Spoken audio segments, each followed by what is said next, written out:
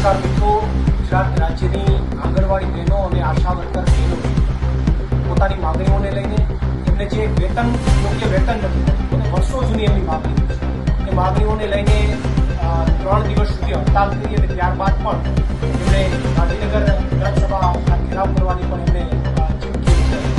ત્યારે ગુજરાતની તમામ આંગણવાડી બહેનો અને આશા વર્કર બહેનોની આ માગણીઓ સાથે અને એમના આંદોલન સાથે આમ આદમી પાર્ટી સમર્થનમાં છે.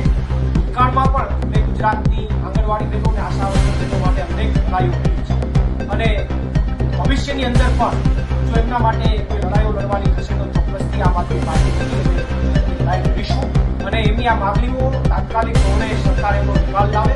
અન્યથા આંગણવાડી બહેનો અને આશા વર્કર બહેનોની જે લડાઈ અને જે આંદોલન ચાલી રહ્યું છે એમાં સંપૂર્ણપણે આમ આદમી પાર્ટીના તમામ સભ્યો. આભાર. પ્રવીણ રામ, પ્રદેશ મંડળ અધ્યક્ષ.